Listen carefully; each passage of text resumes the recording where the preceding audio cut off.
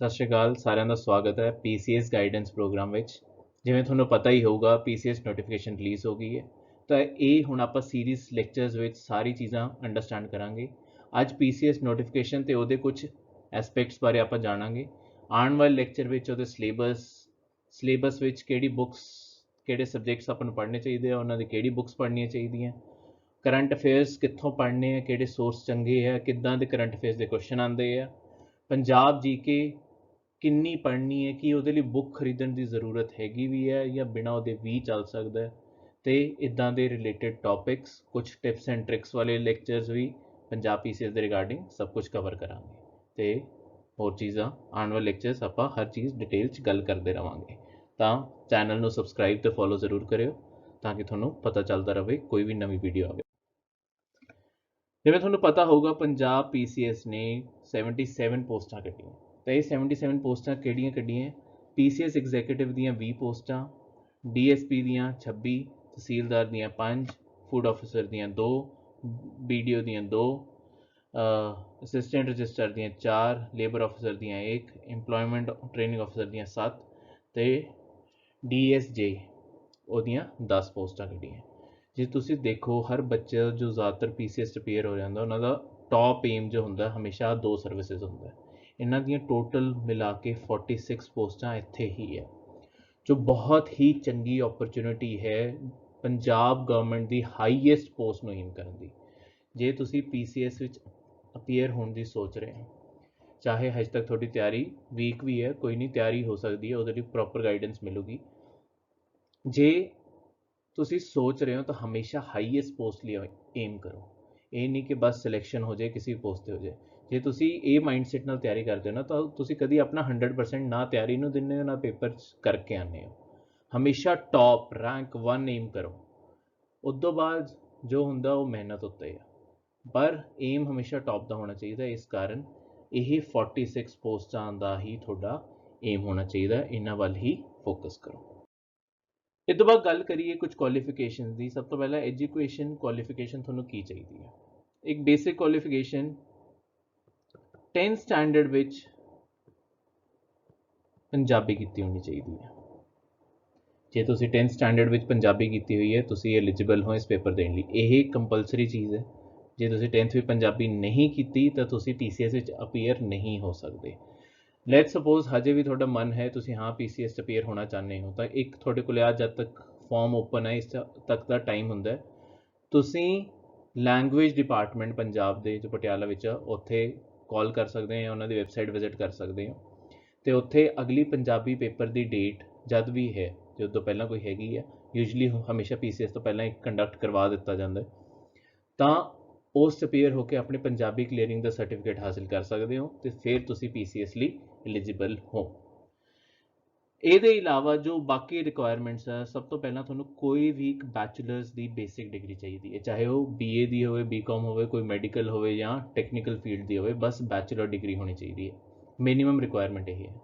Clerical paper ਵਿੱਚ ਜਿਵੇਂ ਤੁਸੀਂ ਦੇਖੋਗੇ, ਆਮ ਜੋ ਕਲੈਰੀਕਲ ਪੇਪਰ ਹੁੰਦੇ ਆ, ਉੱਥੇ ਹਮੇਸ਼ਾ ਇੱਕ ਮਿਨੀਮਮ ਪਰਸੈਂਟੇਜ ਰੱਖੀ ਹੁੰਦੀ ਹੈ ਜਾਂ CGPA ਰੱਖੀ ਹੁੰਦੀ ਹੈ ਕਿ ਇੰਨੀ ਪਰਸੈਂਟੇਜ ਜਾਂ CGPA ਜੇ ਤੁਹਾਡੀ ਨਹੀਂ ਹੈਗੀ ਤਾਂ ਤੁਸੀਂ ਨਹੀਂ ਅਪੀਅਰ ਹੋ ਸਕਦੇ। ਯੂਜਲੀ ਉਹਨਾਂ ਨੇ 60% ਰੱਖੀ ਹੁੰਦੀ ਹੈ। ਪਰ ਕਿਸੇ ਵੀ ਸਿਵਲ ਸਰਵਿਸਿਜ਼ ਦੇ ਪੇਪਰ 'ਚ ਤੁਸੀਂ ਨੋਟਿਸ ਕਰੋਗੇ, ਖਾਸ ਕਰ ਹੁਣ ਆਪਾਂ ਜੋ ਪੰਜਾਬ ਦੀ ਗੱਲ ਕਰ ਰਹੇ, ਪੰਜਾਬ ਵਿੱਚ ਇਹ ਮਿਨੀਮਮ ਕ੍ਰਾਈਟੀਰੀਆ ਕਿਤੇ ਨਹੀਂ ਦਿੱਤਾ ਹੋਇਆ। ਯਾਨੀ ਕਿ ਜੇ ਤੁਹਾਡੇ ਕੋਲ 33% ਵਾਲੀ ਡਿਗਰੀ ਵੀ ਹੈ, ਤੁਸੀਂ ਤਾਂ ਵੀ ਐਲੀਜੀਬਲ ਹੋ, ਤੁਸੀਂ ਅਪੀਅਰ ਹੋ ਸਕਦੇ ਹੋ। ਇੱਦਾਂ ਕਿਉਂ? ਬੇਸਿਕਲੀ ਸਿਵਲ ਸਰਵਿਸਿਜ਼ ਦੇ ਸਾਰੀ ਕਮਿਸ਼ਨਸ ਦੀ ਇੱਕ ਬੇਸਿਕ ਸੋਚ ਜੋ ਇਸ ਦੇ ਪਿੱਛੇ ਹੁੰਦੀ ਹੈ, ਉਹ ਇਹ ਹੁੰਦੀ ਹੈ ਕਿ ਜਿੰਨਾ ਪ੍ਰੋਸੈਸ ਹੈ ਉਹਦੇ ਥਰੂ ਇੱਕ ਚੰਗਾ, ਇੱਕ ਇੰਟੈਲੀਜੈਂਟ ਕੈਂਡੀਡੇਟ ਅਸੀਂ ਵੈਸੇ ਵੀ ਜੱਜ ਕਰ ਲਾਂਗੇ। ਕਈ ਵਾਰੀ ਐਜੂਕੇਸ਼ਨ 'ਚ ਕੀ ਹੁੰਦਾ ਕਿ ਇਸ ਦੀ ਹੈਲਥ ਪ੍ਰੋਬਲਮਸ ਜਾਂ ਫੈਮਿਲੀ ਪ੍ਰੋਬਲਮਸ ਕਾਰਨ ਉਹਨੂੰ ਡਿਗਰੀ ਚੰਗੀ ਤਰ੍ਹਾਂ ਨਹੀਂ ਕਰ ਪਾਉਂਦਾ, ਜਾਂ ਡਿਗਰੀ 'ਚ ਕਿਤੇ ਨਾ ਕਿਤੇ ਕੋਈ ਕਮੀ ਰਹਿ ਜਾਂਦੀ ਹੈ, ਅਤੇ ਇਹਦਾ ਮਤਲਬ ਇਹ ਨਹੀਂ ਹੈ ਕਿ ਉਹ ਚੰਗਾ ਚਾਂਸ ਡਿਜ਼ਰਵ ਨਹੀਂ ਕਰਦਾ। ਇਸ ਕਾਰਨ ਗਵਰਨਮੈਂਟ ਦੀਆਂ ਟੌਪ ਪੋਸਟ ਬਿਨਾਂ ਤੁਹਾਨੂੰ ਤੁਹਾਡੀ ਡਿਗਰੀ 'ਤੇ ਜੱਜ ਕੀਤੇ, ਇਹ ਵੀ ਨਹੀਂ ਜੱਜ ਕਰਦੇ ਕਿ ਤੁਸੀਂ ਕਿਹੜੇ ਕਾਲਜ ਤੋਂ ਡਿਗਰੀ ਕੀਤੀ ਹੈ, ਤੁਹਾਡੀ ਇੰਟੈਲੀਜੈਂਸ ਉੱਤੇ ਹੀ ਤੁਹਾਨੂੰ ਇਸ ਪੇਪਰ ਵਿੱਚ ਜੱਜ ਕੀਤਾ ਜਾਊਗਾ। ਤਾਂ ਸਭ ਨੂੰ ਭਰਨਾ ਚਾਹੀਦਾ ਹੈ, ਮੈਕਸਿਮਮ ਇਸ ਓਪਰਚੁਨਿਟੀ ਦਾ ਫਾਇਦਾ ਚੱਕਣਾ ਚਾਹੀਦਾ ਹੈ। ਜੋ ਸਟੂਡੈਂਟਸ ਇਸ ਸਾਲ ਬੈਚਲਰਸ ਡਿਗਰੀ ਦੇ ਫਾਈਨਲ ਈਅਰ ਵਿੱਚ ਵੀ ਹੈ, ਉਹਨਾਂ ਲਈ ਤਾਂ ਇਹ ਗੋਲਡਨ ਓਪਰਚੁਨਿਟੀ ਲਗਾ ਕੇ ਚੱਲੋ ਕਿ ਹਜੇ ਤੁਸੀਂ ਫਾਈਨਲ ਈਅਰ ਹਜੇ ਡਿਗਰੀ ਕਰ ਰਹੇ ਹੋ ਬੈਚਲਰਸ ਦੀ, ਅਤੇ ਨਾਲ ਦੀ ਨਾਲ ਜੇ ਲੈਟ ਸਪੋਜ਼ PCS ਕਲੀਅਰ ਹੋ ਜਾਏ ਤੇ ਤੁਸੀਂ ਨਾਲ ਦੀ ਨਾਲ ਸਿਲੈਕਸ਼ਨ ਹੋ ਜੇ ਤੁਹਾਡੀ, ਤਾਂ ਉਹ ਤੋਂ ਕੋਈ ਬੈਟਰ ਚੀਜ਼ ਤਾਂ ਹੋ ਹੀ ਨਹੀਂ ਸਕਦੀ। ਤੇ ਸਿਲੈਕਸ਼ਨ ਵੀ ਕੀ ਹੋ ਰਹੀ ਹੈ, ਪੰਜਾਬ ਦੀਆਂ ਟੌਪ ਪੋਸਟ ਵਿੱਚ ਸਿਲੈਕਸ਼ਨ ਹੋ ਰਹੀ ਹੈ ਤੁਹਾਡੀ। ਯੰਗ ਕੈਂਡੀਡੇਟ ਜਦੋਂ ਤੁਸੀਂ ਗਵਰਨਮੈਂਟ ਜੌਬ 'ਚ, ਤੇ ਉਹ ਵੀ ਹਾਈਐਸਟ ਗ੍ਰੇਡ ਏ ਦੀਆਂ ਜੌਬਸ ਵਿੱਚ ਸਿਲੈਕਟ ਹੁੰਦੇ ਹੋ, ਉਹਦਾ ਲੌਂਗ ਟਰਮ ਪ੍ਰੋਸਪੈਕਟ ਤੁਹਾਡੇ ਲਈ ਕੀ ਹੈ? ਜਦ ਤੱਕ ਤੁਸੀਂ ਰਿਟਾਇਰ ਹੋਣਾ ਨਾ, ਤੁਸੀਂ ਟੌਪ ਗਵਰਨਮੈਂਟ ਦੀਆਂ ਪੋਸਟ 'ਤੇ ਪਹੁੰਚੇ ਹੋਵੋਗੇ, ਅਤੇ ਹਰ ਵੱਧਦੀ ਉਮਰ ਨਾਲ ਤੁਹਾਡਾ ਕਰੀਅਰ ਵੀ ਇਨਕਲਾਈਨ ਦੇ ਗ੍ਰਾਫ 'ਤੇ ਰਹਿੰਦਾ। ਤਾਂ ਬੈਸਟ ਚੀਜ਼ ਹੁੰਦੀ ਹੈ ਨਾਲ ਦੀ ਨਾਲ ਕਰੀਅਰ ਨੂੰ ਸਿਕਿਉਰਿਟੀ ਦਿਓ। ਹਜੇ ਵੀ ਤਿਆਰੀ ਨਹੀਂ ਹੈ, ਕਰ ਸਕਦੇ ਹੋ, ਕੋਈ ਔਖੀ ਗੱਲ ਨਹੀਂ ਹੈ। ਕਦੀ ਇਹ ਨਹੀਂ ਸੋਚਣਾ ਕਿ ਮੇਰੀ ਤਿਆਰੀ ਨਹੀਂ ਹੈ, ਮੈਂ ਇਸ ਸਾਲ ਨਹੀਂ ਦਿੰਦਾ, ਆਉਣ ਵਾਲੇ ਕਿਸੇ ਪੇਪਰ 2 ਸਾਲ ਕਿਉਂ ਵੇਸਟ ਕਰਨੇ ਆ? ਜੇ ਸਾਲ 1.5 ਸਾਲ ਹੋਰ ਪੇਪਰ ਨੂੰ ਅਗਲੀ ਨੋਟੀਫਿਕੇਸ਼ਨ ਨੂੰ ਲੱਗਦਾ, ਤਾਂ ਸਾਲ 1.5 ਸਾਲ ਕਿਉਂ ਵੇਸਟ ਕਰਨਾ? ਹੁਣੇ ਅਪੀਅਰ ਹੋ ਕੇ ਹੁਣੇ ਹੀ ਕਲੀਅਰ ਕਰਨ ਦੀ ਕੋਸ਼ਿਸ਼ ਕਰੋ। ਤਾਂ ਬੈਚਲਰਸ ਦੇ ਫਾਈਨਲ ਈਅਰ ਦੇ ਸਟੂਡੈਂਟਸ ਨੂੰ ਵੀ ਭਰਨਾ ਚਾਹੀਦਾ, ਚਾਹੇ ਤੁਸੀਂ ਕੋਈ ਵੀ ਡਿਗਰੀ। ਏਜ ਕ੍ਰਾਈਟੀਰੀਆ, ਇਹ ਜੋ ਏਜ ਕ੍ਰਾਈਟੀਰੀਆ ਦੀ ਸਲਾਈਡ ਹੈ, basically general category basic criteria ਦੇ ਅਕੋਰਡਿੰਗ ਬਣਾਈ ਹੈ। ਅਸੀਂ ਅੱਡ ਤੋਂ ਵੀਡੀਓ ਬਣਾਵਾਂਗੇ ਬਾਕੀ ਸਾਰੀ ਕੈਟੇਗਰੀਜ਼ ਤੇ ਉਹਨਾਂ ਵਿੱਚ ਕੀ ਕਿੰਨੀ ਏਜ ਐਗਜ਼ੈਂਪਸ਼ਨਸ ਹੈ, ਉਹ ਸਭ ਕੁਝ ਕਵਰ ਕਰਨ ਲਈ। ਤਾਂ ਜਿਨ੍ਹਾਂ ਨੂੰ ਵੀ ਕੋਈ ਡਾਊਟਸ ਹੈ ਆਪਣੀ ਏਜ ਜਾਂ ਕਿਸੇ ਹੋਰ ਦੇ, ਇਹ ਤਾਂ ਬੇਸਿਕ ਹੈ, ਬਾਕੀਆਂ ਵਿੱਚ ਇਹ ਤੋਂ ਵੱਧ ਕੇ ਹੀ ਹੈ, ਘੱਟ ਕੇ ਨਹੀਂ ਹੈ। ਤਾਂ ਜੇ ਤੁਸੀਂ ਇਸ ਏਜ ਕ੍ਰਾਈਟੀਰੀਆ 'ਚ ਵੈਸੇ ਹੀ ਪੈ ਗਏ ਤਾਂ ਤੁਹਾਨੂੰ ਉਹ ਵੀਡੀਓ ਦੇਖਣ ਦੀ ਲੋੜ ਨਹੀਂ। ਪਰ ਬਾਕੀ ਜਿਨ੍ਹਾਂ ਨੂੰ ਜ਼ਰੂਰਤ ਹੈ ਕੰਸਲਟ ਕਰਨ ਦੀ, ਕੋਈ ਵੀ SC BC ਵਿਡੋ ਜਾਂ ਤੁਹਾਡਾ ਐਕਸ ਸਰਵਿਸਮੈਨ ਹੈਗੇ ਆ, ਉਹਨਾਂ ਨੂੰ ਜੇ ਕਿਤੇ ਵੀ ਕੰਸਲਟ ਕਰਨ ਦੀ ਲੋੜ ਆ, ਉਹਨਾਂ ਲਈ ਅਸੀਂ 8 ਤੋਂ ਵੀਡੀਓ ਵੀ ਕੱਢਾਂਗੇ, ਉਹਨੂੰ ਰੈਫਰ ਕਰਕੇ ਤੁਸੀਂ ਦੇਖ ਸਕਦੇ ਹੋ ਤੁਹਾਡੀ ਐਲੀਜੀਬਿਲਟੀ ਕ੍ਰਾਈਟੀਰੀਆ। ਤਾਂ ਬੇਸਿਕ 21 ਤੋਂ 37 ਸਾਲ ਦੀ ਉਮਰ ਦਿੱਤੀ ਗਈ ਹੈ। ਜੇ ਤੁਸੀਂ ਇਸ ਫਰੇਮ ਵਿੱਚ ਪੈਂਦੇ ਹੋ ਤਾਂ ਤੁਸੀਂ ਪੇਪਰ ਲਈ ਐਲੀਜੀਬਲ ਹੋ। ਤਾਂ ਜਿਹੜੇ ਯੰਗ ਕੈਂਡੀਡੇਟਸ ਹੈ, ਜਿਵੇਂ ਮੈਂ ਡਿਗਰੀ ਵਾਲਿਆਂ ਬਾਰੇ ਦੱਸਿਆ, ਯੰਗ ਕੈਂਡੀਡੇਟਸ ਨੂੰ 21 ਸਾਲ ਦਾ ਕਦ ਤੱਕ ਹੋ ਜਾਣਾ ਚਾਹੀਦਾ? ਇੱਕ ਡੇਟ ਵੀ ਤਾਂ ਹੋਣੀ ਚਾਹੀਦੀ ਹੈ ਕਿ ਇਹ ਤੋਂ ਪਹਿਲਾਂ 21 ਸਾਲ ਦਾ ਹੋਣਾ ਚਾਹੀਦਾ। ਤਾਂ 31 ਦਸੰਬਰ 2019 ਨੂੰ ਵੀ, ਚਾਹੇ ਉਦੋਂ ਪਹਿਲਾਂ ਜਾਂ ਪੂਰਾ 2019 ਵਿੱਚ ਜਾਂ ਉਦੋਂ ਪਹਿਲਾਂ, ਤੁਸੀਂ ਜੇ 21 ਸਾਲ ਦੇ ਹੋ ਚੁੱਕੇ ਹੋ ਤਾਂ ਤੁਸੀਂ ਐਲੀਜੀਬਲ ਹੋ। ਠੀਕ ਹੈ, ਤਾਂ 2019 ਮਤਲਬ 20 ਦੇ ਸਟਾਰਟਿੰਗ ਤੋਂ ਪਹਿਲਾਂ ਤੁਸੀਂ ਜੇ 21 ਸਾਲ ਕੰਪਲੀਟ ਕਰ ਚੁੱਕੇ ਹੋ ਤਾਂ ਵੈਲ ਐਂਡ ਗੁੱਡ ਹੈ, ਤੁਸੀਂ ਆਪਣੇ ਆਪ ਐਲੀਜੀਬਲ ਪੈਣੇ। ਠੀਕ ਹੈ, ਇਹਦੇ ਲਈ ਅੱਡ ਬਾਕੀਆਂ ਲਈ ਅੱਡ ਵੀਡੀਓ ਬਣਾਈ ਜਾਊਗੀ, ਉਹ ਮੈਂ ਤੁਹਾਨੂੰ ਪਹਿਲਾਂ ਵੀ ਦੱਸਿਆ। ਬਸ ਇੱਕ ਚੀਜ਼ ਯਾਦ ਰੱਖਿਓ, DSP ਤੇ DSJ ਇਹਦੀ ਏਜ ਕ੍ਰਾਈਟੀਰੀਆ ਵਿੱਚ ਜੋ ਮੈਕਸਿਮਮ ਈਅਰ ਹੈ ਨਾ, ਉਹ ਘਟਾ ਦਿੱਤਾ ਗਿਆ। ਇੱਥੇ ਵੈਸੇ ਬਾਕੀ ਸਾਰੀ ਜੌਬਸ ਲਈ 37 ਸਾਲ ਹੈ, ਸਿਰਫ DSP ਤੇ DSJ ਲਈ 28 ਸਾਲ ਮੈਕਸਿਮਮ ਏਜ ਹੈ, ਤਾਂ ਕਿ ਯੰਗ ਕੈਂਡੀਡੇਟਸ ਨੂੰ ਪੁਲਿਸ ਸਰਵਿਸਿਜ਼ ਵਿੱਚ ਲਿਆਇਆ ਜਾ ਸਕੇ, ਇਹ ਸੋਚ ਕਰ। ਹੁਣ ਗੱਲ ਕਰੀਏ ਐਗਜ਼ਾਮੀਨੇਸ਼ਨ ਸਟੇਜਸ ਦੀ, ਤਾਂ ਐਗਜ਼ਾਮੀਨੇਸ਼ਨ ਸਟੇਜਸ ਪਹਿਲੀ ਸਟੇਜ ਤੁਹਾਡੀ ਪ੍ਰੀਲਿਮਸ ਹੁੰਦੀ ਹੈ, ਜਿਹਦੇ ਵਿੱਚ ਤੁਹਾਨੂੰ MCQ ਆਉਂਦੇ ਆ। MCQ ਦਾ ਮਤਲਬ ਮਲਟੀਪਲ ਚੋਇਸ ਕੁਐਸਚਨ, ਤੁਹਾਨੂੰ 4 ਚੋਇਸਿਸ ਆਉਣਗੀਆਂ, ਤੁਸੀਂ ਸਹੀ ਆਪਸ਼ਨ ਸ਼ੀਟ ਵਿੱਚ ਮਾਰਕ ਕਰਨਾ। ਇਹਦੇ ਵਿੱਚ ਤੁਹਾਡੇ 2 ਪੇਪਰ ਹੁੰਦੇ ਆ, ਪੇਪਰ 1 ਤੇ ਪੇਪਰ 2। ਪੇਪਰ 1 ਤੁਹਾਡਾ ਜਨਰਲ ਸਟੱਡੀਜ਼ ਦਾ ਪੇਪਰ ਹੁੰਦਾ ਹੈ ਜੀ। ਤੁਸੀਂ ਸਬਜੈਕਟ ਤੇ ਕਰੰਟ ਅਫੇਅਰਸ ਸਾਰੀਆਂ ਚੀਜ਼ਾਂ ਆਉਂਦੀਆਂ। ਸਬਜੈਕਟ ਵਿੱਚ ਹਿਸਟਰੀ, ਜੀਓਗ੍ਰਾਫੀ, ਇਨਵਾਇਰਨਮੈਂਟ, ਇਕਨੋਮਿਕਸ, ਇਹ ਸਾਰੀਆਂ ਚੀਜ਼ਾਂ, ਪਲੱਸ ਕਰੰਟ ਅਫੇਅਰ ਜੋ ਵੀ ਚੱਲ ਰਿਹਾ ਪਿਛਲੇ 1 ਸਾਲ ਦੇ ਕਰੰਟ ਅਫੇਅਰ, ਉਹ ਸਾਰੇ ਦੇ ਸਾਰੇ। ਦੂਜੀ ਸਾਈਡ ਤੁਹਾਡਾ CSAT ਦਾ ਪੇਪਰ ਹੈ। ਜਿਹੜੇ ਐਸਪੀਰੈਂਟਸ ਪਹਿਲਾਂ UPSC ਜਾਂ ਕਿਸੇ ਹੋਰ ਸਿਵਲ ਸਰਵਿਸਿਜ਼ ਦੇ ਪੇਪਰ ਦੀ ਤਿਆਰੀ ਕਰਦੇ ਰਹੇ ਆ, ਉਹਨਾਂ ਨੂੰ UPSC ਦੇ ਕੇਸ ਵਿੱਚ, ਜੇ ਸਿਰਫ ਮੈਂ UPSC ਦੇ ਕੇਸ ਲਾਵਾਂ ਤਾਂ UPSC ਦੇ ਕੇਸ ਪਤਾ ਹੋਊਗਾ ਕਿ CSAT ਵਿੱਚ ਸਿਰਫ 33% ਨੰਬਰ ਲੈਣੇ ਹੁੰਦੇ ਆ, ਤਾਂ ਤੁਹਾਡੇ ਨੰਬਰ ਨਹੀਂ ਜੁੜਦੇ। ਪਰ ਇਸ ਕੇਸ 'ਚ ਇੱਦਾਂ ਨਹੀਂ ਹੈ, ਇੱਥੇ ਇਹਦੇ ਫੁੱਲ ਮਾਰਕਸ ਕਾਊਂਟ ਹੁੰਦੇ ਆ। ਠੀਕ ਹੈ, ਸਿਰਫ 33% ਨੇ ਲੈਣੇ ਹੁੰਦੇ, ਜਿੰਨੇ ਲਓਗੇ ਉਨਾ ਬੈਟਰ ਹੈ, ਕਿਉਂਕਿ ਹੁਣ ਇੱਥੇ ਜਾ ਕੇ 400 ਮਾਰਕਸ 'ਚ ਤੁਹਾਡੀ ਕੱਟ ਆਫ ਬਣਨੀ ਹੈ। ਉਹਦੇ UPSC ਵਿੱਚ ਸਿਰਫ 200 ਮਾਰਕਸ 'ਚ ਬਣਦੀ ਹੈ, ਇਹ 'ਚ ਬਸ 33% ਨੰਬਰ ਲੈਣੇ ਹੁੰਦੇ। ਇੱਥੇ ਕ੍ਰਾਈਟੀਰੀਆ ਨਹੀਂ ਹੈ, ਇੱਥੇ ਪੂਰੇ 400 ਨੰਬਰ 'ਚੋਂ ਤੁਹਾਡੀ ਕੱਟ ਆਫ ਬਣੂਗੀ। ਤਾਂ ਇਸ ਕਾਰਨ CSAT ਦੀ ਰੈਗੂਲਰ ਪ੍ਰੈਕਟਿਸ ਕਰਨੀ ਬਹੁਤ ਜ਼ਰੂਰੀ ਹੈ। ਜੇ ਤੁਹਾਡੀ ਮੈਥਸ ਵੀਕ ਹੈ, ਰੋਜ਼ ਦਾ ਅੱਧਾ ਘੰਟਾ ਸਟਾਰਟਿੰਗ ਵਿੱਚ, ਹਜੇ ਸ਼ੁਰੂਆਤ ਕਰਨ ਲਈ ਅੱਧਾ ਘੰਟਾ ਰੋਜ਼ ਦੇਣਾ ਸ਼ੁਰੂ ਕਰੋ, ਲੌਂਗ ਟਰਮ 'ਚ ਵੱਧਦੇ 1 ਘੰਟੇ 'ਤੇ ਵੀ ਆ ਜਾਓ। ਸਪਟੈਂਬਰ ਤੱਕ ਦਾ ਆਪਣੇ ਕੋਲ ਟਾਈਮ ਹੈ, ਸਪਟੈਂਬਰ 'ਚ ਪੇਪਰ ਹੋਊਗਾ, ਤਾਂ ਉਦੋਂ ਪਹਿਲਾਂ ਹੌਲੀ ਆਪਾਂ ਟਾਈਮ ਵਧਾਵਾਂਗੇ। ਇਸ ਕਾਰਨ CSAT ਵਿੱਚ, ਬਿਕੋਜ਼ ਜ਼ਿਆਦਾਤਰ ਮੈਥ ਦੇ ਕੁਐਸਚਨ ਵੀ ਆਉਂਦੇ ਆ, 200 ਵਿੱਚੋਂ ਕੋਸ਼ਿਸ਼ ਕਰੋ 200 भी आ सकन तो सब तो बेस्ट चीज़ मन्नी जाऊगी ਤੁਹਾਡੇ ਲਈ। ਤਾਂ ਆਪਣੀ ਮੈਥਸ ਆਪਣੀ CSAT ਨੂੰ ਜਿੰਨਾ ਸਟਰੋਂਗ ਕਰ ਸਕਦੇ ਹੋ ਕਰਨ ਦੀ ਕੋਸ਼ਿਸ਼ ਕਰੋ। CSAT ਦੇ ਪੇਪਰ 'ਚ ਕੀ ਆਉਂਦਾ, ਉਹਦੀ ਤਿਆਰੀ ਕਿੱਦਾਂ ਕਰੀਏ, ਕਿੱਦਾਂ ਉਹਦੀ ਟਾਈਮ ਮੈਨੇਜਮੈਂਟ ਕਰੀਏ। ਜਿਨ੍ਹਾਂ ਦੀ ਮੈਥਸ ਵੀਕ ਆ ਉਹਨਾਂ ਲਈ ਵੀ ਕੁਝ ਸੁਜੈਸ਼ਨਸ ਇਹਦੇ ਲਈ ਆਪਾਂ ਅੱਡ ਤੋਂ ਵੀਡੀਓ ਵੀ ਬਣਾਵਾਂਗੇ, ਉਹਨੂੰ ਵੀ ਦੇਖਿਓ। ਤੁਹਾਨੂੰ ਬਹੁਤ ਸਾਰੇ ਆਈਡੀਆਜ਼, ਬਹੁਤ ਸਾਰੇ ਲਰਨਿੰਗ ਦੇ ਟਿਪਸ ਉਹਦੇ ਥਰੂ ਵੀ ਮਿਲ ਜਾਣਗੇ। ਦੂਜੀ ਚੀਜ਼, ਪੰਜਾਬ ਦੇ ਪੇਪਰ 'ਚ ਯਾਦ ਰੱਖਣ ਵਾਲੀ ਗੱਲ ਹੈ ਕਿ ਇਹ 'ਚ ਕੋਈ ਨੈਗੇਟਿਵ ਮਾਰਕਿੰਗ ਨਹੀਂ ਹੁੰਦੀ। ਤਾਂ ਸਾਰੇ ਕੁਐਸਚਨ ਆ 180 ਕੁਐਸਚਨ ਜੋ ਹੈ ਸਾਰੇ ਦੇ ਸਾਰੇ ਅਟੈਂਪਟ ਕਰਕੇ ਆਇਓ, ਹਮੇਸ਼ਾ ਤਾਂ ਹੀ ਸਕੋਰ ਕਰ ਪਾਓਗੇ ਜੋ ਵਰਥ ਹੈ।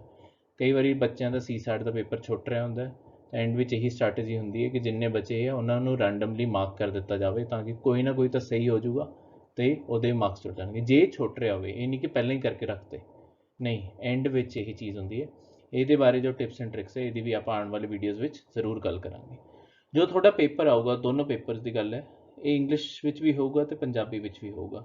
ਤਾਂ ਤੁਸੀਂ ਜਿਹੜੇ ਮੀਡੀਅਮ ਤੋਂ ਪੜ੍ਹੇ ਹੋ ਜਾਂ ਜਿਹੜੇ ਮੀਡੀਅਮ 'ਚ ਕੰਫਰਟੇਬਲ ਮਹਿਸੂਸ ਕਰਦੇ ਹੋ, ਤੁਸੀਂ ਦੋਨਾਂ 'ਚ ਪੇਪਰ ਦੇ ਸਕਦੇ ਹੋ।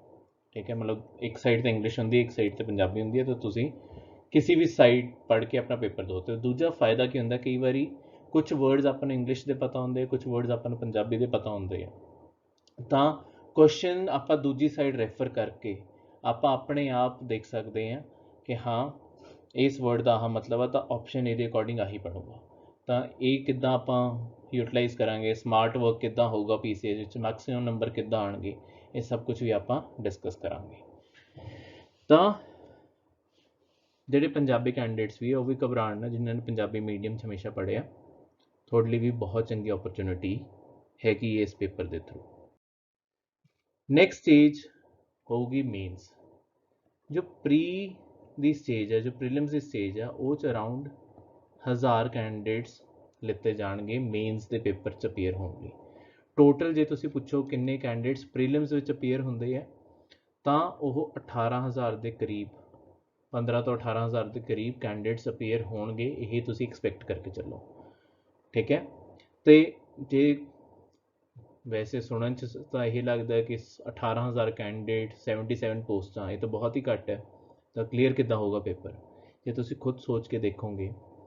ਜਿੰਨੇ ਵੀ ਗਵਰਨਮੈਂਟ ਐਗਜ਼ਾਮਸ ਆ, ਚਾਹੇ ਤੁਸੀਂ ਕਿਸੇ ਹੋਰ ਗਵਰਨਮੈਂਟ ਐਗਜ਼ਾਮ ਨੂੰ ਵੀ ਟਾਰਗੇਟ ਕਰ ਰਹੇ ਹੋ, ਬੈਂਕਿੰਗ ਦਾ ਐਗਜ਼ਾਮਪਲ ਲੈਂਦੇ ਆ, SBI ਵਰਗੇ ਐਗਜ਼ਾਮਸ ਦਾ ਐਗਜ਼ਾਮਪਲ ਲੈਂਦੇ ਆ। SBI ਅਰਾਊਂਡ ਸਾਲ ਵਿੱਚ ਜੋ ਨੋਟੀਫਿਕੇਸ਼ਨ ਆਪਣੇ ਸਾਰੇ ਕੱਢਦਾ, ਤਾਂ ਆਲ ਇੰਡੀਆ ਉਹ 8000 9000 ਪੋਸਟਾਂ ਵੀ ਕੱਢ ਦਿੰਦੇ ਇਕੱਠੇ। ਤਾਂ ਦੇਖਣ ਨੂੰ ਲੱਗਦਾ 9000 ਪੋਸਟਾਂ ਉੱਥੇ, ਅਤੇ ਇੱਥੇ 77 ਪੋਸਟਾਂ, ਪਰ ਤੁਸੀਂ ਕੰਪੀਟੀਸ਼ਨ ਵੀ ਦੇਖੋ ਉਨਾ ਹੀ ਵੱਧ ਹੈ। ਇੱਥੇ ਅਪੀਅਰ ਹੋਣ ਵਾਲੇ 18000 ਹੈ 77 ਸੀਟਸ ਲਈ, ਉੱਥੇ ਹੁੰਦੇ 30 ਲੱਖ ਉਹ 9000 ਸੀਟਾਂ ਲਈ। ਤਾਂ ਬਹੁਤ ਹੀ ਵੱਡਾ ਕੰਪੀਟੀਸ਼ਨ ਕ੍ਰੀਏਟ ਹੁੰਦਾ ਉਹ ਐਗਜ਼ਾਮਸ ਵਿੱਚ। ਤਾਂ ਇਸ ਕਾਰਨ ਟੌਪ ਗਵਰਨਮੈਂਟ ਸਰਵਿਸਿਜ਼ ਜੇ ਤੁਹਾਨੂੰ ਕੰਪੀਟੀਸ਼ਨ ਪਰਸੈਂਟੇਜ ਉਨੇ 'ਚ ਹੀ ਮਿਲ ਰਹੀ ਹੈ ਜਾਂ ਉਹ ਤੋਂ ਵੀ ਘੱਟ ਰਿਸਕ 'ਤੇ ਮਿਲ ਰਹੀ ਹੈ, ਤਾਂ ਇਹ ਤੋਂ ਬੈਟਰ ਉਹ ਨਹੀਂ ਹੋ ਸਕਦੇ। ਹਮੇਸ਼ਾ ਸੋਚ ਕੇ ਚੱਲੋ ਇਸ ਚੀਜ਼ ਨੂੰ। ਅਤੇ ਇੱਥੇ 1000 ਕੈਂਡੀਡੇਟ ਮੇਨਸ ਦੇ ਪੇਪਰ 'ਚ ਅਪੀਅਰ ਹੋਣਗੇ। ਮੇਨਸ ਦਾ ਪੇਪਰ ਰਿਟਨ ਫਾਰਮੈਟ 'ਚ ਹੁੰਦਾ, ਰਿਟਨ ਪੇਪਰ ਹੁੰਦਾ ਹੈ। ਤਾਂ ਇਹ ਸਭ ਤੋਂ ਪਹਿਲਾ ਪੇਪਰ ਪੰਜਾਬੀ ਲੈਂਗੁਏਜ ਦਾ, ਦੂਜਾ ਪੇਪਰ ਇੰਗਲਿਸ਼ ਲੈਂਗੁਏਜ ਦਾ। ਤਾਂ ਕਈ ਕੈਂਡੀਡੇਟ ਜਿਵੇਂ ਪੰਜਾਬੀ ਕੈਂਡੀਡੇਟਸ ਦੀ ਕਈ ਵਾਰੀ ਇੰਗਲਿਸ਼ ਕਮਜ਼ੋਰ ਵੀ ਹੈਗੀ ਹੈ, ਘਬਰਾਉਣ ਦੀ ਲੋੜ ਨਹੀਂ ਹੁੰਦੀ। ਪ੍ਰੈਕਟਿਸ ਨਾਲ ਜੋ ਤੁਹਾਨੂੰ ਪ੍ਰੀਲਿਮਸ ਤੋਂ ਬਾਅਦ, ਹਜੇ ਸੋਚਣ ਦੀ ਲੋੜ ਨਹੀਂ ਹੈ, ਪ੍ਰੀਲਿਮਸ ਤੋਂ ਬਾਅਦ 3 ਮਹੀਨੇ ਮਿਲਣੇ ਆ, 3 ਮਹੀਨੇ ਵਿੱਚ ਆਪਾਂ ਇੰਗਲਿਸ਼ ਦੀ ਸਟ੍ਰੈਟਜੀ ਉੱਤੇ, ਜਾਂ ਜਿਨ੍ਹਾਂ ਦੀ ਪੰਜਾਬੀ ਕਮਜ਼ੋਰ ਆ ਉਹਨਾਂ ਦੀ ਪੰਜਾਬੀ ਦੇ ਉੱਤੇ ਆਪਾਂ ਅੱਡ ਤੋਂ ਕੰਮ ਕਰਾਂਗੇ, ਜਿਹਦੇ ਨਾਲ ਤੁਹਾਡੇ ਆਪਣੇ ਆਪ ਜੋ ਵੀਕ ਸੈਕਸ਼ਨਸ ਹੈ ਜਾਂ ਕਿਸ ਹਿਸਾਬ ਨਾਲ ਸਿੰਪਲ ਵਰਡਸ ਨਾਲ ਚੰਗੀ ਆਨਸਰ ਬਣਾਏ ਜਾ ਸਕਦੇ ਆ, ਬਾਕੀਆਂ ਲਈ ਵੀ ਆਨਸਰ ਰਾਈਟਿੰਗ 'ਚ ਹੈਲਪ ਮਿਲੂਗੀ, ਉਹ ਆਪਾਂ ਸਾਰੇ ਡਿਸਕਸ ਕਰਾਂਗੇ ਅਤੇ ਤੁਹਾਡੇ ਲਈ ਬੈਸਟ ਸਟ੍ਰੈਟਜੀ ਦੇ ਥਰੂ ਐਗਜ਼ਾਮ ਕਲੀਅਰ ਕਰਵਾਉਣ ਦਾ ਇੱਕ ਚੰਗਾ ਪਾਥ ਲੈ ਕਰਾਂਗੇ। ਨੈਕਸਟ ਇਜ਼ ਐਸੇ ਦਾ ਪੇਪਰ, ਐਸੇ ਲਿਖਣੇ ਹੁੰਦੇ ਆ। ਦੈਨ ਇਜ਼ ਜਨਰਲ ਸਟੱਡੀਜ਼ 1 ਦਾ ਪੇਪਰ, ਇਹ 'ਚ ਉਹੀ UPSC ਵਾਂਗੂ history, geography, Indian society. GS2 ਵਿੱਚ ਇੰਡੀਅਨ ਕੌਨਸਟੀਟਿਊਸ਼ਨ, ਪੋਲਿਟੀ, ਇੰਟਰਨੈਸ਼ਨਲ ਰਿਲੇਸ਼ਨਸ ਆਉਣਾ ਸੀ, ਅਤੇ ਗਵਰਨੈਂਸ, ਇੰਡੀਅਨ ਪੋਲਿਟੀ, ਗਵਰਨੈਂਸ ਕਾਮਾ ਆਉਣਾ ਸੀ। ਜਨਰਲ ਸਟੱਡੀ 3 ਵਿੱਚ ਇਕੋਨਮੀ, ਇੱਕ ਸਟੈਟਿਸਟਿਕਸ ਦਾ ਪੇਪਰ, ਇਹ ਮੈਂ ਐਂਡ ਵਿੱਚ ਡਿਸਕਸ ਕਰਦਾ, ਅਤੇ ਸਿਕਿਉਰਿਟੀ ਇਸ਼ੂਜ਼।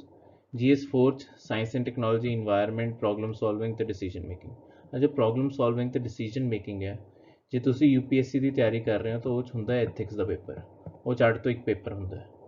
ਇਹ 'ਚ 2 ਸਬਜੈਕਟਸ ਨਾਲ ਜੋੜ ਦਿੱਤੇ ਗਏ ਤਾਂ ਪੂਰਾ ਦਾ ਪੂਰਾ ਐਥਿਕਸ ਦਾ ਪੇਪਰ ਨਹੀਂ ਹੈ, ਬਸ ਕੁਝ ਕੁਐਸਚਨ ਐਥਿਕਸ ਦੇ ਵੀ ਆਉਂਦੇ ਆ, ਬਾਕੀ ਸਾਇੰਸ ਐਂਡ ਟੈਕਨੋਲੋਜੀ ਤੇ ਇਨਵਾਇਰਨਮੈਂਟ ਦੇ ਕੁਐਸਚਨ ਉਹ ਤੁਸੀਂ ਜੇ UPSC ਦੇ ਮੇਨਸ ਦੀ ਤਿਆਰੀ ਕਰਦੇ ਰਹੇ ਹੋ ਜਾਂ ਨਹੀਂ ਵੀ ਕੀਤੀ ਕੋਈ ਗੱਲ ਨਹੀਂ, ਮੇਨਸ ਦੇ ਟਾਈਮ ਜੋ ਪ੍ਰੀ ਦਾ ਪੇਪਰ ਹੋ ਜਾਊਗਾ ਉਸ ਤੋਂ ਬਾਅਦ ਆਪਾਂ ਮੇਨਸ ਦੀ ਸਟ੍ਰੈਟਜੀ ਦੇ ਵੀ ਵੀਡੀਓਜ਼ ਕਰਾਂਗੇ, ਮੇਨਸ ਦੀ ਸਟ੍ਰੈਟਜੀ ਵੀ ਡਿਸਕਸ ਕਰਾਂਗੇ। ਪਰ ਹਜੇ ਸਭ ਤੋਂ ਪਹਿਲਾ ਇਸ਼ੂ ਆਪਣਾ ਪ੍ਰੀਲਿਮਸ ਹੈ, ਤਾਂ ਆਉਣ ਵਾਲੀ ਵੀਡੀਓ ਜ਼ਿਆਦਾਤਰ ਪ੍ਰੀਲਿਮਸ 'ਤੇ ਫੋਕਸ ਹੋਣਗੀਆਂ ਪਹਿਲਾਂ, ਬਾਅਦ 'ਚ ਆਪਾਂ ਮੇਨਸ 'ਤੇ ਵੀ ਵੀਡੀਓਜ਼ ਬਣਾਵਾਂਗੇ। ਲਾਸਟ ਵਿੱਚ ਹੁੰਦੀ ਹੈ ਇੰਟਰਵਿਊ ਤੋਂ ਬਾਅਦ ਫਾਈਨਲ ਸਿਲੈਕਸ਼ਨ। ਪਹਿਲਾਂ ਇੱਕ ਕੱਟ ਆਫ ਬਣਦੀ ਹੈ, ਪਹਿਲੇ ਆ 7 ਕਾਲਮਸ ਦੀ, ਇਹਨਾਂ ਦੀ ਇੱਕ ਮਿਨੀਮਮ ਮਾਰਕਸ ਬਣ ਜਾਂਦੇ ਆ। ਮਿਨੀਮਮ ਮਾਰਕਸ ਜਿੰਨੇ ਤੁਸੀਂ ਲਓਗੇ ਪਲੱਸ ਇੰਟਰਵਿਊ ਦੇ ਮਾਰਕਸ ਜੋੜ ਕੇ ਤੁਹਾਡੇ ਫਾਈਨਲ ਜੋ ਲਿਸਟ ਬਣਦੀ ਹੈ, ਫਾਈਨਲ ਲਿਸਟ ਵਿੱਚ ਨਾਮ ਆਉਂਦਾ ਹੈ। ਜੋ ਰੈਂਕ ਹਾਸਿਲ ਕਰੋਗੇ ਉਹਦੇ ਅਕੋਰਡਿੰਗ ਜੋ ਤੁਹਾਨੂੰ ਪੋਸਟ ਹੈਗੀ ਹੈ ਉਹ ਤੁਹਾਨੂੰ ਮਿਲ ਜੂਗੀ। ਠੀਕ ਹੈ, ਟੋਟਲ ਕਰਕੇ ਇਹ 1500 ਮਾਰਕਸ ਤੇ ਇੰਟਰਵਿਊ ਨੂੰ ਜੋੜ ਕੇ 1500 ਮਾਰਕਸ ਬਣਦੇ ਇਹਨਾਂ ਦੇ। ਨੈਕਸਟ ਇਜ਼, ਇਹ ਮੈਂ ਤੁਹਾਨੂੰ ਪਹਿਲਾ ਪੁਆਇੰਟ ਦੱਸਤਾ। ਦੂਜੀ ਚੀਜ਼ ਹੈ ਕਿ 250 ਸਟੂਡੈਂਟਸ ਦੇ ਅਰਾਊਂਡ ਮੇਨਸ ਦੇ ਥਰੂ ਇੰਟਰਵਿਊ ਲਈ ਸਿਲੈਕਟ ਕੀਤੇ ਜਾਣਗੇ, ਤਾਂ ਫਾਈਨਲੀ ਇੰਟਰਵਿਊ 'ਚ ਅਰਾਊਂਡ 250 ਸਟੂਡੈਂਟਸ ਅਪੀਅਰ ਹੋਣਗੇ ਮੇਨਸ ਦੀ ਮਿਨੀਮਮ ਕੱਟ ਆਫ ਜੋ ਮਿਨੀਮਮ ਮਾਰਕਸ ਹੋਣਗੇ ਉਹਦੇ ਅਕੋਰਡਿੰਗ ਬੇਸ ਕਰਕੇ। ਪਰ ਜੋ ਫਾਈਨਲ ਲਿਸਟ ਬਣਦੀ ਉਹ 'ਚ ਯਾਦ ਰੱਖਿਓ, ਉਹ 'ਚ ਬਾਕੀ ਮੇਨਸ ਦੇ ਸਬਜੈਕਟਸ ਪਲੱਸ ਜੋ ਇੰਟਰਵਿਊ ਹੈ ਉਹਦੇ ਨੰਬਰ ਜੁੜ ਕੇ ਫਾਈਨਲ ਲਿਸਟ ਬਣਦੀ ਹੈ। ਠੀਕ ਹੈ, ਪ੍ਰੀਲਿਮਸ ਦੇ ਮਾਰਕਸ ਬਸ ਪ੍ਰੀਲਿਮਸ ਤੱਕ ਹੀ ਮੈਟਰ ਕਰਦੇ, ਉਸ ਤੋਂ ਬਾਅਦ ਕਿਤੇ ਨਹੀਂ ਮੈਟਰ ਕਰਦੇ। ਮੇਨਸ ਦੇ ਮਾਰਕਸ ਐਂਡ ਤੱਕ ਜਾਣਗੇ, ਤਾਂ ਇਸ ਕਾਰਨ ਮੇਨਸ 'ਤੇ ਫੋਕਸ ਵੀ, ਮੇਨਸ ਦੀ ਤਿਆਰੀ ਵੀ ਬਹੁਤ ਖਾਸ ਤਰੀਕੇ ਨਾਲ ਆਪਾਂ ਬਾਅਦ 'ਚ ਕਰਾਂਗੇ, ਤਾਂ ਕਿ ਹਾਈਐਸਟ ਮਾਰਕਸ ਇਹ 'ਚ ਵੀ ਸਕੋਰ ਕਰੀਏ। ਤਾਂ ਕਿ ਕਈ ਵਾਰੀ ਇੰਟਰਵਿਊ 'ਚ ਇੰਟਰਵਿਊ 'ਚ ਹੁੰਦਾ ਕੀ ਹੈ, ਇੰਟਰਵਿਊ 'ਚ ਕੌਨਫੀਡੈਂਸ ਮੈਟਰ ਕਰਦਾ ਹੈ, ਤੁਹਾਡੇ ਜਵਾਬ ਦੀ ਕੁਆਲਿਟੀ ਮੈਟਰ ਕਰਦੀ ਹੈ। ਲੈਟਸ ਸਪੋਜ਼ ਥੋੜ੍ਹੀ ਬਹੁਤੇ ਜਵਾਬ ਦੀ ਕੁਆਲਿਟੀ ਜਾਂ ਕੌਨਫੀਡੈਂਸ ਵਿੱਚ ਡਗਮਗ ਆ ਗਿਆ, ਬਿਕੋਜ਼ ਉਹ ਤੁਹਾਨੂੰ ਥੋੜ੍ਹਾ ਨਰਵਸ ਕਰਨ ਦੀ ਕੋਸ਼ਿਸ਼ ਕਰਨਗੇ। ਜੇ ਤੁਸੀਂ ਥੋੜ੍ਹਾ ਘਬਰਾ ਗਏ ਜਾਂ ਉਹ ਦਿਨ ਹੀ ਥੋੜ੍ਹਾ ਇੰਨਾ ਕੰਪਲੀਕੇਟਡ, ਇੰਨਾ ਪ੍ਰੈਸ਼ਰਾਈਜ਼ ਦਿਨ ਹੁੰਦਾ, ਤਾਂ ਵੈਸੇ ਹੀ ਬੰਦਾ ਥੋੜ੍ਹਾ ਘਬਰਾ ਜਾਂਦਾ। ਤਾਂ ਇਸ ਕਾਰਨ ਜੇ ਕੋਈ ਵੀ ਹਲਕੀ ਜਿਹੀ ਉੱਚ ਨੀਚ ਹੁੰਦੀ ਹੈ ਤਾਂ ਉਹ ਆਪਾਂ ਮੇਨਸ ਦੇ ਥਰੂ ਵੈਸੇ ਹੀ ਕਵਰ ਕਰ ਲਾਂਗੇ। ਠੀਕ ਹੈ, ਕਿਉਂਕਿ ਆਪਾਂ ਹਮੇਸ਼ਾ ਰੈਂਕ 1 ਲਈ ਏਮ ਕਰਨਾ। ਜੋ ਪਿਛਲੇ ਵਾਰੀ ਦੀ ਪ੍ਰੀਲਿਮਸ ਦੀ ਆਪਾਂ ਕੱਟ ਆਫ ਹਜੇ ਜੇ ਡਿਸਕਸ ਕਰੀਏ ਸਿਰਫ ਪ੍ਰੀਲਿਮਸ ਦੇ ਪੇਪਰ, ਬਿਕੋਜ਼ ਆਪਾਂ ਮੇਨ ਫੋਕਸ ਹਜੇ ਪ੍ਰੀਲਿਮਸ 'ਤੇ ਰੱਖਣਾ। ਜਨਰਲ ਕੈਟੇਗਰੀ ਦੀ 291 ਸੀ, ਸ਼ਡਿਊਲ ਕਾਸਟ ਦੀ 268, ਬੈਕਵਰਡ ਕਲਾਸਿਸ ਦੀ 267 ਤੇ ਡਿਸੇਬਿਲਿਟੀ ਵਾਲਿਆਂ ਦੀ 174.50। ਜੇ ਤੁਸੀਂ ਪੁੱਛੋਗੇ ਇਸ ਵਾਰੀ ਕਿਸ ਕੱਟ ਆਫ ਨੂੰ ਏਮ ਕਰਕੇ ਚੱਲੀਏ, ਤਾਂ ਕੱਟ ਆਫ ਆਲਮੋਸਟ ਇਸੇ ਦੇ ਬਰਾਬਰ, ਇਸੇ ਦੇ ਆਸ-ਪਾਸ ਰਹਿਣਗੀਆਂ। ਠੀਕ ਹੈ, ਤਾਂ ਜੇ ਤੁਹਾਨੂੰ ਕੋਈ ਵੀ ਕਹਿੰਦਾ ਕਿ ਇਹ ਤੋਂ ਘੱਟ 'ਚ ਵੀ ਚੱਲ ਜੂਗਾ ਜਾਂ ਇਸ ਵਾਰੀ ਕੱਟ ਆਫ ਥੱਲੇ ਜਾਊਗੀ, ਇੱਦਾਂ ਦਾ ਕੋਈ ਵੀ ਗਾਈਡੈਂਸ ਦਿੰਦਾ ਉਹ ਤਾਂ ਉਹ ਤੁਹਾਨੂੰ ਗਲਤ ਗਾਈਡ ਕਰ ਰਿਹਾ, ਨਾ ਸੁਣਿਓ। ਇੱਦਾਂ ਲੋਕੀ ਸਿਰਫ ਮੈਕਸਿਮਮ ਐਡਮਿਸ਼ਨ ਵਧਾਉਣ ਦੀ ਗੱਲ ਕਰਨ ਲਈ ਕਰਦੇ ਆ ਕਿ ਬਸ ਆ ਜਾਓ, ਉਹ ਗੱਲ 'ਚ ਨਹੀਂ ਪੈਣਾ। ਜੋ ਸੱਚੀ ਗੱਲ ਹੈ ਉਸੇ ਗੱਲ ਵੱਲ ਜਾਣਾ ਅਤੇ ਸਹੀ ਤਿਆਰੀ ਕਰਨੀ ਹੈ। ਇਸ ਕਾਰਨ ਹਮੇਸ਼ਾ 300 ਮਾਰਕਸ ਪਲੱਸ ਦਾ ਏਮ ਲਗਾ ਕੇ ਚੱਲੋ, ਜੋ ਤੁਹਾਡਾ ਏਮ ਹੋਣਾ ਚਾਹੀਦਾ ਹੈ। ਚਾਹੇ ਤੁਸੀਂ ਕਿਸੇ ਵੀ ਕੈਟੇਗਰੀ ਨੂੰ ਬਿਲੋਂਗ ਕਰਦੇ ਹੋ, ਸੇਫ ਸਾਈਡ 'ਤੇ ਰਹਿਣਾ, ਇੱਕ ਬੈਟਰ ਸਾਈਡ 'ਤੇ ਰਹਿਣਾ ਹਮੇਸ਼ਾ ਚੰਗੀ ਗੱਲ ਹੈ। ਤਾਂ ਮਾਰਕਸ ਕੀ ਏਮ ਕਰਨੇ, ਆਪਾਂ ਜੋ ਤਿਆਰੀ ਕਰਾਂਗੇ 320 ਤੋਂ 330 ਮਾਰਕਸ ਦੀ ਤਿਆਰੀ ਕਰਾਂਗੇ, ਤਾਂ ਕਿ ਕਈ ਵਾਰੀ ਜੋ ਕੱਟ ਕਟਾ ਕੇ ਜਾਂ ਆਨਸਰ ਕੀ 'ਚ ਕਈ ਵਾਰੀ ਵੇਰੀਏਸ਼ਨਸ ਆ ਜਾਂਦੀਆਂ, ਤਾਂ ਫਾਈਨਲੀ ਆਪਾਂ ਤਾਂ ਵੀ ਇੱਕ ਸੇਫ ਜ਼ੋਨ ਤੋਂ ਉੱਤੇ ਰਹੀਏ।